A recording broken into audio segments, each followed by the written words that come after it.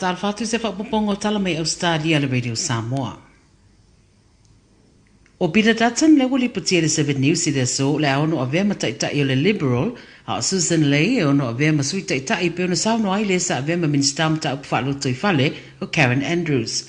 O le whaipule le mai Coast na ia whaelo le Sunrise le tūranga lea a meise se whamtalanga whapena a whea nisi o sui o le Liberal le te utupe o Josh Frydenberg ina ia lu ia le tūranga taitai o le mang whai a o lo mai le palota. Na whaelo e Andrews o lo lato i rolo i nisi o mafuanga wane langulango i nai le to tele o tangata le to e whatu mai o le whainga malo o le so whatasi ma o le pale mia lava sa vea mapopolenga mo nisi o no foa.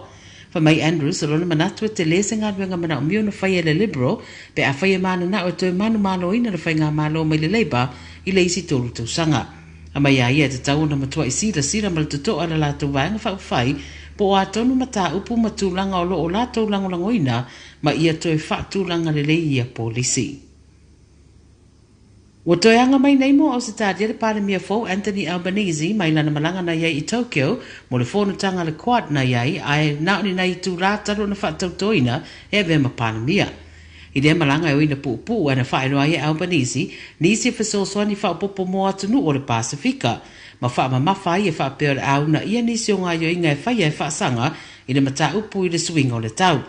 Wha mai le ri pare mea o le tūranga le o iei Ausetalia i le teminei le mata upu le tala le tau o lo tadia le rei fo i le quad mana pa anga. O le quad e au fiai Ausetalia, Amerika, Japani ma initia.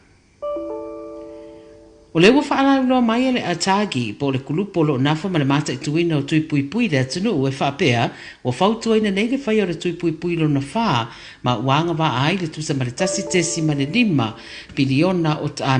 tangata Ausetalia. Pa mania mai le atulanga le sui minsta o le sui fua malolo ina o Katie Callagher na ta ua ilo na wingo le anga wa ai fo i mai lato e a fia le kanesa ma iei isi a fia ngata o le sui fua malolo ina e a fia ai. O le temineo i lato umeta i ono su lima tausanga ma sidi atu le mātatua Aboriginal ma Torres Strait sidi mata i lima su tausanga ma i lato e isi a fianga tau le soifua malanoina ma e fo i o iei mana o ngatu mau o lo o anga wa ai le atui. O lo whaatadia la le wha mautuina mai o nisi o le a wha o popo atu i le a fuafuanga.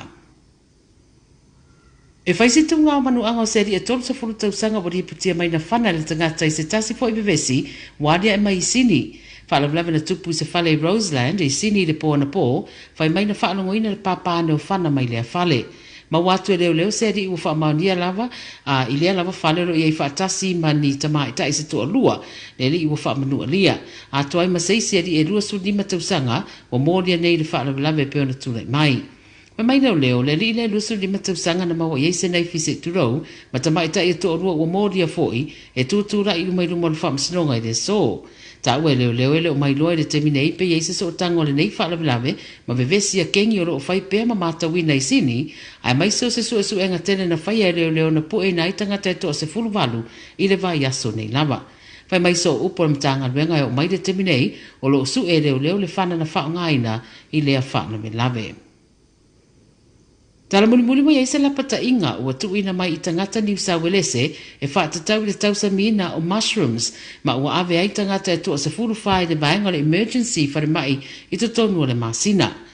Whai mai le valea o a perila lua se furuiva a ngai mai ia mea se furuiva ua mai tawina ai le atulanga a le vaiaso la vaiana te nei e toa iwa le nei la tau na ave le whare mai mō tong fitinga o na o le tūlanga la vale e tasi. O le so upula le soifua maloloina na whaerua maia e ala le ripote la la tafitu Ausetalia o ta uai o le death cap mushroom le olo o au fia i lea mata upu. O lo o whaia su e suenga a watu ina mai le lapata inga mo tangata ina ia si la fia ma whae te iai wa lava tulanga tau le puipuinga mo le soifua maloloina ai mai se le nei vai tau i le latarata mai ia po leo o mai foi o le tau malulu i le tunu. O tala ia le Radio Samoa mai Ausetalia mo le nei au au.